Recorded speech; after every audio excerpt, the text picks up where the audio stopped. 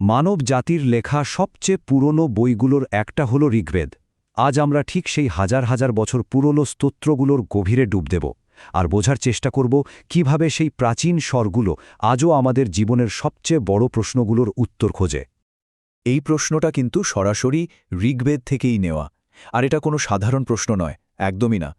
প্রাচীন ঋষিরা শুধু প্রকৃতির পুজো করেই থেমে যাননি, তারা অবাক হয়ে এই মহাবিশ্বের দিকে তাকিয়েছিলেন আর ভেবেছিলেন, আচ্ছা, এই বিশাল সৃষ্টির পেছনে শক্তি টাকার।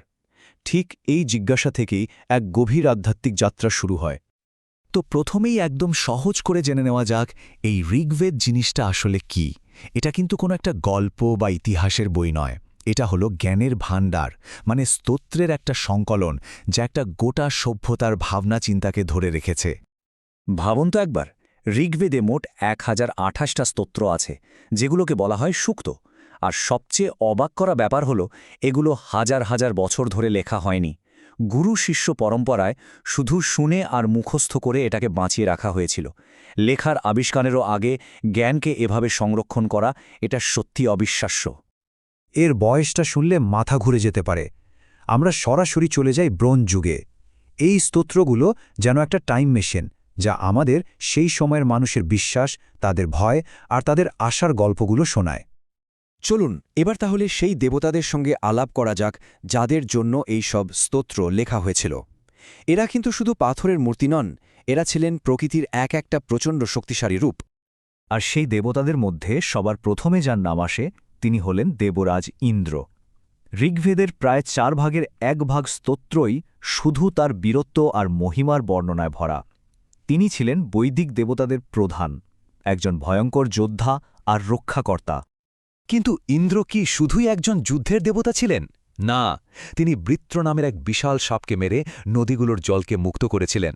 ভাবুন তো, একটা কৃষিভিত্তিক সমাজের কাছে জলকে মুক্ত করার চেয়ে বড় ঘটনা আর কি হতে পারে? তাই তো তিনি ছিলেন তাদের কাছে আসল হিরো। এই লাইনগুলো শুনলেই বোঝা যায় ইন্দ্রের উপাসকদের মানসিকতা কেমন ছিল। তাদের কাছে জীবনটা ছিল একটা লড়াইয়ের ময়দান, আর ইন্দ্র ছিলেন সেই লড়াইয়ের প্রতীক, যিনি তাদের জিতিয়ে দেবেন। এবার আসা যাক অগ্নির কথায়। আচ্ছা, মানুষ আর দেবতাদের মধ্যে যোগাযোগটা হবে কিভাবে? সেই সংযোগের কাজটা করতেন অগ্নি। তিনি ছিলেন দেবতাদের পুরোহিত আর এই পৃথিবীতে তাদের প্রতিনিধি। যে কোনো বৈদিক যজ্ঞ বা অনুষ্ঠানের একেবারে কেন্দ্রে থাকতেন অগ্নি। মানুষ যে ঘি বা সোম দেবতাদের উদ্দেশ্যে দিত, সেগুলো অগ্নির মাধ্যমেই তাদের কাছে পৌঁছত। তাই তিনি ছিলেন এক পবিত্র বার্তাবাহক।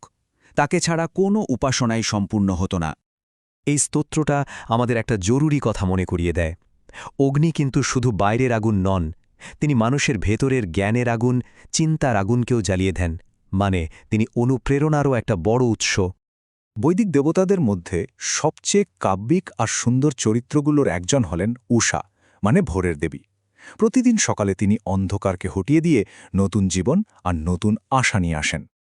ঋগ্বেদের কবিরা উষার সৌন্দর্যের বর্ণনা করতে গিয়ে অসাধারণ সব কবিতা লিখেছেন। তার আশা মানে কিন্তু শুধু একটা নতুন দিনের শুরু নয়, তার আগমন মানে হল মহাজাগতিক শৃঙ্খলা বা ঋতের প্রতিষ্ঠা। প্রতিদিন সকালে তিনি এসে এটা নিশ্চিত করেন যে এই বিশ্বজগৎ তার নিয়ম মেনেই চলছে। এই সুন্দর লাইনগুলো আসলে ঋগ্বেদের কাব্যিক ক্ষমতার একটা দারুণ উদাহরণ। এটা শুধু একটা প্রার্থনা নয়, প্রকৃতির এই অসাধারণ সৌন্দর্যের প্রতি গভীর মুগ্ধতা আর কৃতজ্ঞতার একটা প্রকাশ। বেশ, কিন্তু প্রশ্ন হল, বৈদিক যুগের মানুষ এই দেবতাদের সাথে যোগাযোগটা করত কিভাবে? এর উত্তরটা লুকিয়ে আছে তাদের বিভিন্ন আচারের মধ্যে। এই আচারগুলোই ছিল মহাবিশ্বের ভারসাম্য বজায় রাখার একটা উপায়। যজ্ঞ ছিল বৈদিক জীবনের সবকিছু। তাদের বিশ্বাস ছিল যে ঠিকঠাকভাবে যজ্ঞ করলে তারা দেবতাদের খুশি করতে পারবে, আর তার বদলে দেবতারা তাদের বৃষ্টি, ধনসম্পদ আর সুস্বাস্থ্য দেবেন। ব্যাপারটা ছিল মহাবিশ্বের সাথে একটা বোঝাপড়ার মতো। এই সোম ছিল একটা রহস্যময় গাছ, যেটা ঠিক কী ছিল তা আজও কেউ জানে না। এর রসকে বলা হতো দেবতাদের প্রিয় পানীয়। বলা হয় এই রস পান করেই ইন্দ্র বৃত্রকে বধ করার শক্তি পেয়েছিলেন।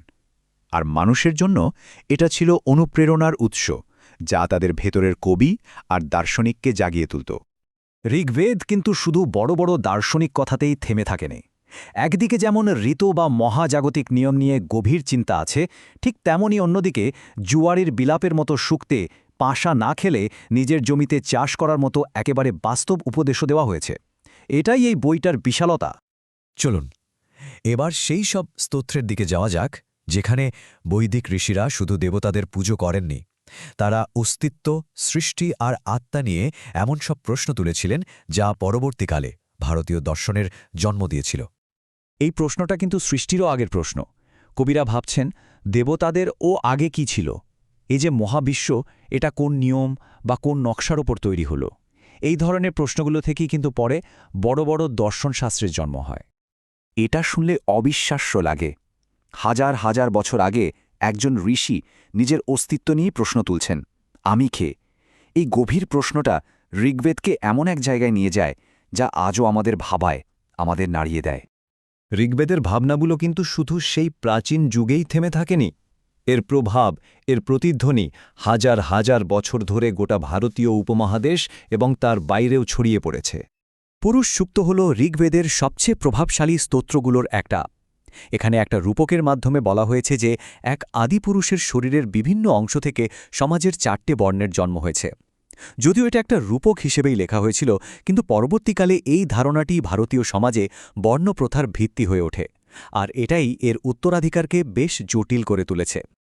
শেষ পর্যন্ত ঋগ্বেদ আমাদের একটা কথাই মনে করিয়ে দেয়, যুগ বদলেছে, প্রযুক্তি বদলেছে, কিন্তু কিছু মৌলিক প্রশ্ন আজও বদলায়নি। আমরা কারা? আমরা কোথা থেকে এলাম? এই বিশাল মহাবিশ্বে আমাদের জায়গাটা ঠিক কোথায়? এই প্রশ্নগুলোই আমাদের মানুষ হিসাবে বাঁচিয়ে রাখে, যা 3000 বছর আগেও ছিল আর আজও আছে।